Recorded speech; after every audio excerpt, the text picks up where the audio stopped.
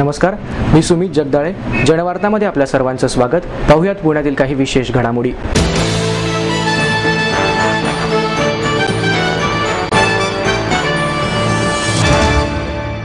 Doctor Babasaheb Ambedkar यांची 122वी जयंती पुणे शहर आणि परिसरात विविध पक्ष, संघटना आणि संस्थांतर्फे मोठ्या उत्साहात साजरी करण्यात आली.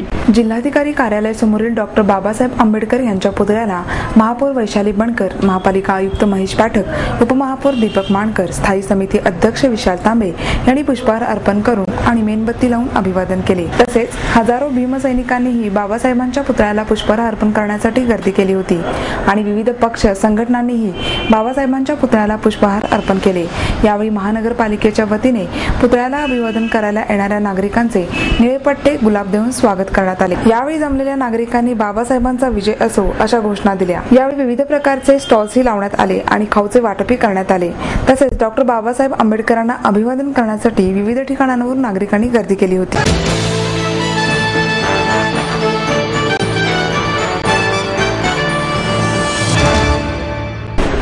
रंगत संगत प्रतिष्ठानतर्फे कल्पना जावडेकर यांना डॉक्टर संचेती यांच्या हस्ते जिंदादिल पुरस्कार प्रदान करून सन्मानित करण्यात आले. यावेळी डॉक्टर H.K. संचेती, प्रतिभा शाहू मोडक, विलास जावडेकर, प्रतिष्ठानचे अध्यक्ष ॲडव्होकेट प्रमोद आडकर आदी उपस्थित होते. कल्पना जावडेकर म्हणाल्या, मी यकृत दान करू शकते हे डॉक्टरांनी सांगितले व मीही तयारी दर्शवली. यावेळी अनेक अडचणी आल्या, पण जीवनाकडे सकारात्मक दृष्टीने पाहण्याच्या विचारांमुळेच माझ्या पतीचे प्राण मी वाचवू शकले. दाता हा शस्त्रक्रियेनेही दैनंदिन जीवन जगू शकतो. त्याच्या व्यावहारिक जीवनात काहीच बदल घडत नाही. दाता होणे ही अभिमानास्पद असून आपल्या लाडक्या व्यक्तीचे प्राण वाचवण्यासाठी प्रत्येकाने हे प्रयत्न करायला हवे असं त्या म्हणाल्या. तसंच अवयव देणारी व्यक्ती आणि पेशंट या दोघांनी दानाचं पावित्र्य कायम ठेवण्याची आवश्यकता आहे असं आवाहनही कल्पना जावडेकर यांनी केलं. डॉक्टर संचेती म्हणाले, आपल्या प्रयत्नामुळे एक व्यक्ती आनंदाने जगू शकेल ही भावनाच मनाला समाधान देते. त्यामुळेच मनात जिद्द आणि आत्मविश्वास निर्माण करून सामाजिक बांधिलकी जपावी.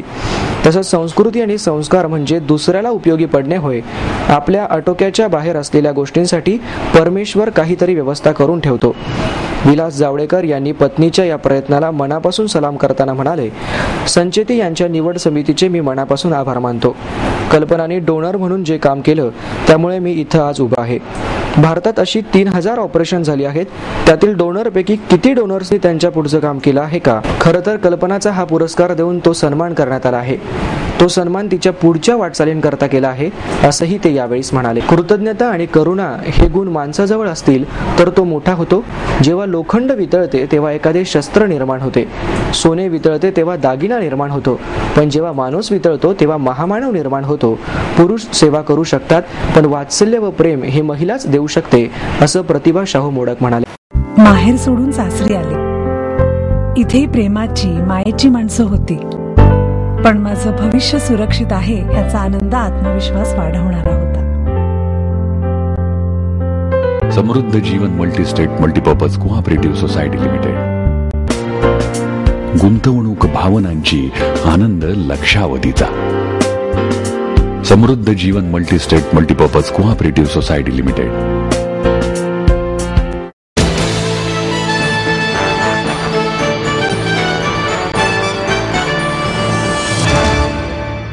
माडीवाले कॉलनी मित्रमंडळाने आयोजित केलेल्या मैफिलीत आकाशवाणीच्या आजवरच्या 50 वर्षाच्या कारकिर्दीला उजाळा देण्यात आला. निमित्त होते रसिकांच्या वतीने आयोजिलेल्या आकाशवाणीच्या हिरक महोत्सवाचे.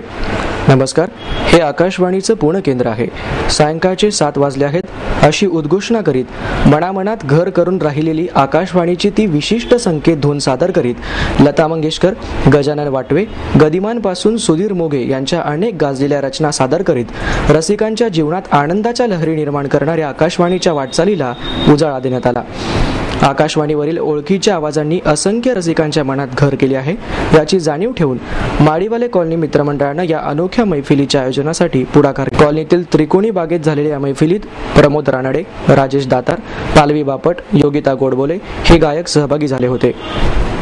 त्यांनी कानडा राजा पंढरीचा, या फुलांच्या गंधकोशी, सांज ये गोकुळी, मोहनिया तुझ संगे, जीवलगा, कधी रे येशील तू अशी विविध गीते सादर करून रसिकांची मने जिंकली। यावेळी आकाशवाणीचे प्रतिनिधी, आकाशवाणीचे निवेदक मंगेश वाघमारे आणि अन्वय बेंद्रे यांचा ज्येष्ठ व्हायोलिन वादक प्रभाकर जोग यांच्या हस्ते सत्कार करण्यात आला। यावेळी प्रभाकर जोग यांनी 50 वर्षापूर्वीच्या आकाशवाणीवरील गीत रामायणाच्या आठवणी सांगितल्या।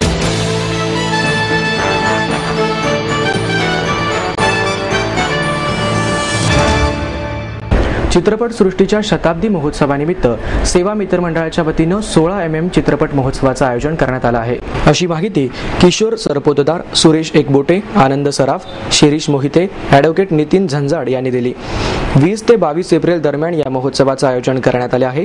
या महोत्सवाचे उद्घाटन ज्येष्ठ चित्रपट दिग्दर्शक राजदत्त यांच्या हस्ते होणार आहे।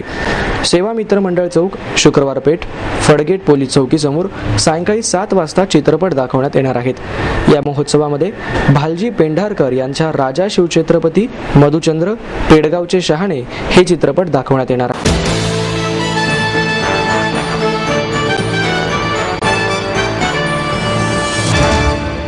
संवाद पुणेने आयोजित केलेल्या बालचित्रपट महोत्सवाला चिंटू 1 या चित्रपटानं सुरुवात करण्यात आली। चिंटूसह त्याच्या मित्रमैत्रिणींनी मोठ्या पडद्यावर केलेली धमाल चित्रपटगृहात लहानांनी अनुभवलीच, पण अनेक पालकही मनाने पुन्हा एकदा लहानपणात गेले।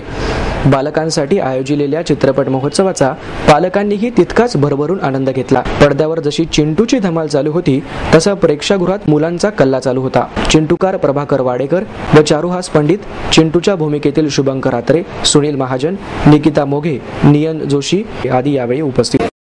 आई वडिलांनी पै जमवून मला शिकवण्याचा निर्णय घेतलेला कळत होता। माझ्या उच्च शिक्षणासाठी त्यांनी मला कायमचा आधार मिळवून दिला होता। त्यांनी स्वतःसाठी कधीच काही केलं नाही, पण माझ्यासाठी Samruddha Jeevan multistate multipurpose cooperative society limited.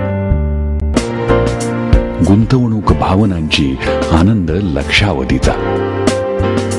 समृद्ध Jeevan multistate multipurpose cooperative society limited.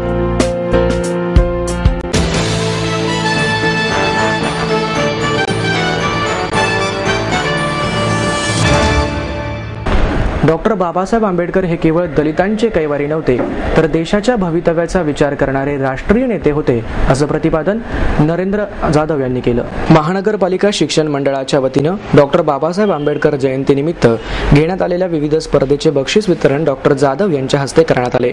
या समारंभाला शिक्षण मंडळाचे अध्यक्ष प्रदीप धुमाळ, उपाध्यक्ष नरेंद्र व्यवहारे, माजी आमदार उल्हास पवार, ज्येष्ठ साहित्यिक व विचारवंत डॉक्टर रावसाहेब कसबे, डिक्कीचे अध्यक्ष मिलिंद कांबळे, आरपीआयचे गटनेते नगरसेवक डॉक्टर सिद्धार्थ धेंडे उपस्थित होते। यावेळी डॉक्टर जाधव म्हणाले, बाबासाहेबांना आपण एका जातीत बांधून ठेवले आहे। महात्मा फुले नंतर स्त्री स्वातंत्र्याचे उद्गाता खऱ्या अर्थाने बाबासाहेब होते। मुलींना मुलांप्रमाणे अधिकार असावेत अशी मागणी त्यांनी हिंदू कोड बिलमध्ये केली होती। मात्र सरकार चालढकल करीत असल्याचं लक्षात आल्यानंतर त्यांनी आपल्या केंद्रीय पदाचा राजीनामा दिला। डॉक्टर कसबे यावेळी म्हणाले, शिक्षकांनी नव्या पिढीला डॉक्टर बाबासाहेब आंबेडकर हे दलितांचे कैवारी होते असं शिकवू नये। कुठल्याही महापुरुषांना एका जातीत अडकवू नये व महापुरुषांना राष्ट्रीय नेत्यांचा मान द्या, असं त्यांनी सांगितलं। या कार्यक्रमाला मंडळाचे सदस्य बाळासाहेब जानराव, रघु गौडा, विनीता ताटके, किरीन कांबळे, नुरुद्दीन सोमजी, रवी चौधरी, लक्ष्मीकांत खाबिया, मंजुश्री खर्डेकर आदी उपस्थित होते।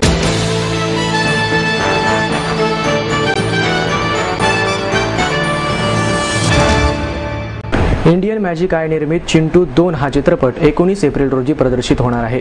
डॉक्टर सलील कुलकर्णी यांनी संगीत दिलेल्या चिंटू 2 या चित्रपटाच्या संगीत सीडीचं बालकलाकार शुभंकर आत्रे याच्या हस्ते प्रकाशन करण्यात आलं। यावेळी दिग्दर्शक श्रीरंग गोडबोले, गीतकार संदीप खरे, अभिनेत्री विभावरी देशपांडे, निर्माते ऋषिकेश देशपांडे उपस्थित होते। तरुण किंवा ज्येष्ठांना संगीताची जाण आलेली असते, परंतु लहान मुलांना केवळ ऐकायला चांगले वाटले की ते संगीत चांगले वाटते। त्यामुळे लहान मुलांसाठी गाणं करणं आव्हानात्मक असतं, असं मत प्रसिद्ध संगीतकार डॉक्टर सलील कुलकर्णी यांनी व्यक्त केलं। डॉक्टर सलील कुलकर्णी म्हणाले, बालगीतांसाठी लहान मुलांची आवड, सवयी, भाषा याची माहिती करून घेणं गरजेचं असतं। संदीप खरे म्हणाले, लहान मुलांसाठी गीत लिहायला त्यांच्या आजच्या विश्वाशी एकरूप व्हावं लागतं। आपलं स्वप्न, आपलं मन, आपलं स्वतःचं घर हेच खरं धन। समृद्ध जीवन पार्क सादर करत आहे 140 फ्लॅट्सची एक प्रशस्त गृह योजना। कात्रज कोंढवा रोडवर बिबवेवाडीपासून फक्त 2 किलोमीटर अंतरावर आपल्या आर्थिक गणितात बसणारे 1 व 2 BHK फ्लॅट्स। तब्बल 3 मजली पार्किंग सह ऐस पैस गार्डन, क्लब हाऊस आणि इतर सुविधांनी सुसज्ज. बुकिंग साठी संपर्क 9850937373 9850947373. समृद्ध जीवन, नांदी सौभाग्याची, सुरुवात प्रगतीची.